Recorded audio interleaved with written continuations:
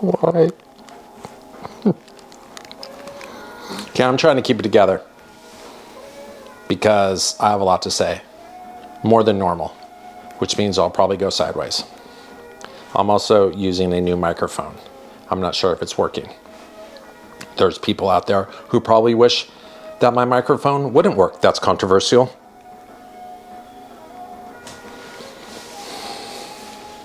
But I have a lot to say. It's an unusual video. Now, I haven't been making videos in the normal sense with YouTube. I've been doing videos, I'm working on them, but in a different strategy, more for the casuals, okay? And I think I got that down. YouTube will always go a little deeper. Not everyone who comes to the Church of Elvis Moore Latter-day Saints, which I'm the founder, pastor, spiritual advisor of, is into vinyl, believe it or not. They're just into the music. And those people are usually touch more grass, have more partners romantically, and are overall. What I'm trying to say is sometimes it's just about the music, and I'm working on that. Now, I want to thank everyone who wished me well. I had emergency gallbladder surgery. There was a moderate complication, but we're out of the woods, so thank you to everyone. But something unusual happened when I was leaving the operating room. I started coming through the hallway on the way to post-op. Now, I do have footage of me going into the ER. Let's go to that.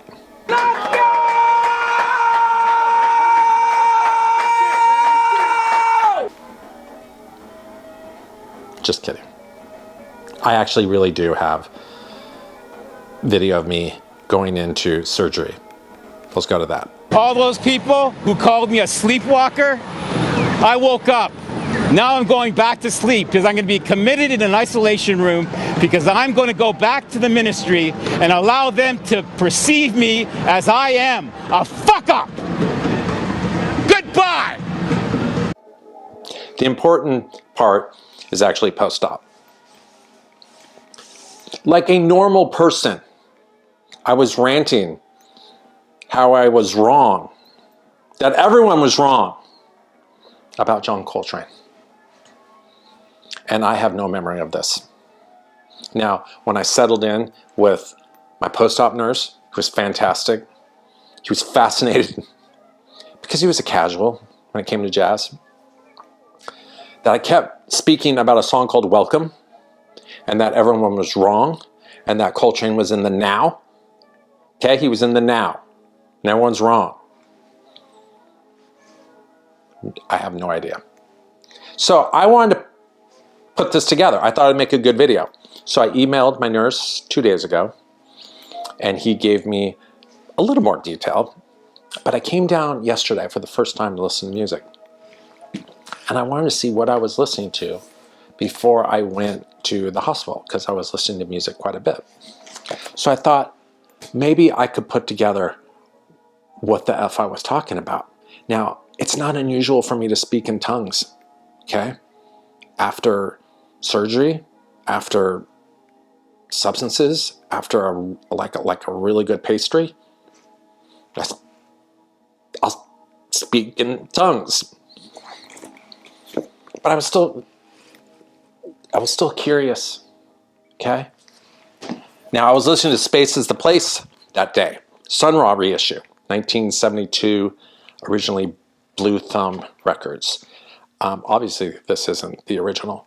The weird thing about my Sun Ra collection is that I seem to have more of the random one-offs than I do the bigger established pressings. But overjoyed that they did this. Now, I think this is Verve by request. It's been a while. I'm getting the reissue branding names confused at this point because there's just so many good ones. There's been some complaints, I think, about the pressing. Mine's fine. It's great. And you get it for this. One of the greatest gatefolds of all time. from Saturn via Birmingham. People do, but you spend a lifetime studying this man, his art, his philosophy, his music, everything, his pressings, his releases at concerts.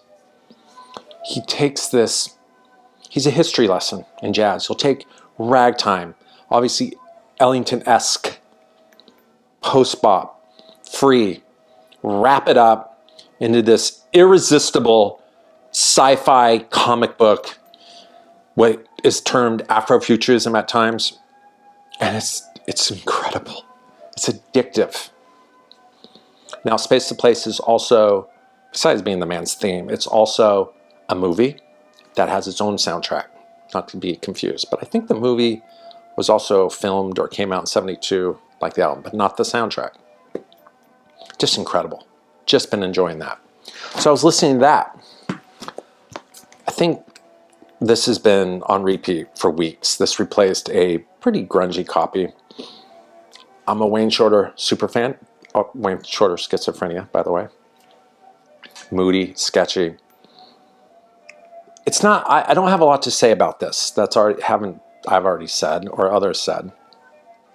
But it is to plug his documentary. I'm sure some of you have seen it, but it's on Amazon. It's called Zero Gravity. The man's imagination, his love of sci-fi, drawing and coming up with his own comic books, the creativity and special bond he had with his brother, and then his later brother, Herbie.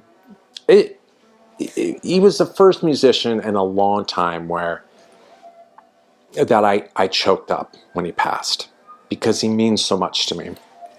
And Schizophrenia is a post-pop great album. It is just so great.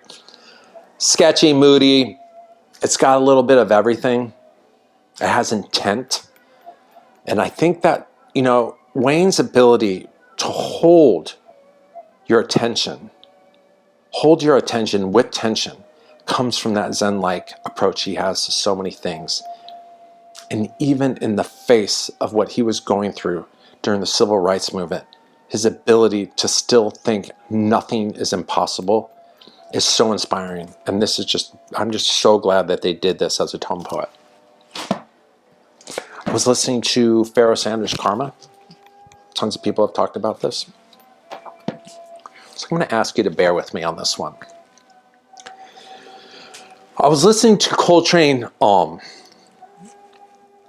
I'm not here to tell you that this is some underrated Coltrane must-own masterpiece. It's connected to what I want to talk about. And that's what we do. We connect things. What I'm talking about the now, I think, with Coltrane, is that this was, I think, released in 68, after he passed. Recorded 65, the day after Live Seattle, A Love Supreme performance. On his own dime, I think Joe Brazil was the only one he brought in, different from who played in Seattle live. On his own dime, he wanted to record this band. Now, there's rumors that he was on acid when he recorded this. Some people think you need acid to enjoy this. But I think my point is that there's this narrative about Trane. That he was just always pushing. What's next? What's next? What's next? What's around the corner? Where am I going? Where's my band going? I think it might be a tad, with all respect, a little lazy. Coltrane was very much about the now. Like most great artists, he was a lot of things at the same time. He wanted to know what the now was with this band. And it's a timestamp. But I'm ill-prepared. He has an album called Kula Se Mama. His last release, I think, when he was alive, was put together from different sessions. But there's a song called Welcome that I was referencing under the influence. Sam Wilkes. This is his solo debut, 2018, Leaving Records. I think he did a record with Sam Gendel before this, the two of them. This might come in between. I'm almost positive. There's a great article about the two Sams in New Yorker that I will link to below, if I remember. It's an incredible record that I now think is special. I've been listening to this for weeks. I've had it for some time, but I think it's special now. And sure enough, the first song is Welcome by John Coltrane. Sam Gendel, again, there's two Sams, alto sax player, is very much the protagonist on this album. But if you know anything about Leaving Records and the LA jazz scene at this time, but still to this case, all those records I showed, Shorter, Trane, Sun Ra, Sanders, they're all in here. But because of the dreamy, spacey, ambient production, even when this record goes on the freer side, or I don't even want to call it free, post-bop, pushes it a bit, it's still wrapped up in this intimate feeling, this pocket where something incredibly large can still sound intimate. Unlike Sanders or Coltrane, they can blow you away and is exhilarating. This blows you away, but you still feel very present. You feel like you're in the now. When you finish this record, there's such a sense of calm. Track after track, first of all, the Welcome cover by Coltrane really sets the tone. And I think Sam Wilkes, his intent was experiencing the moment.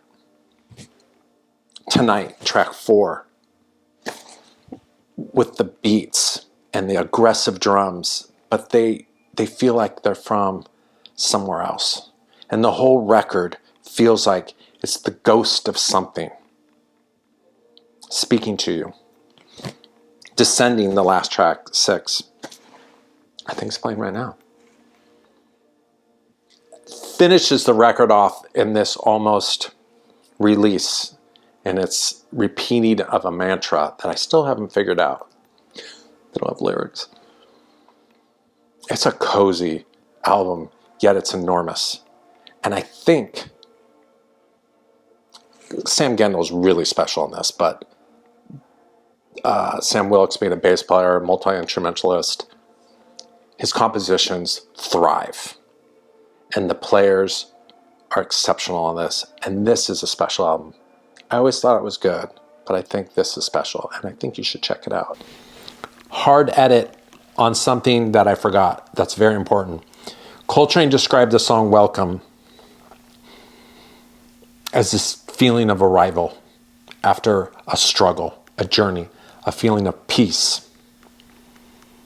And Coltrane historians would know more than I would. But I'm just speculating. I just wonder, again, this is a moment of the man taking inventory of the now, of the moment. Was he imagining it? Or did he know that his time was up soon? And he felt at peace about what he spilt through his horn, through his music. And he was at peace with himself because of through his art.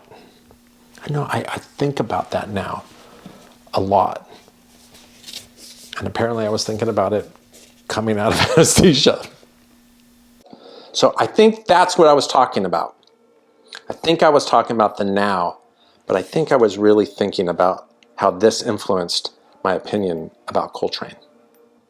So I don't know if that makes any sense. Have a good day.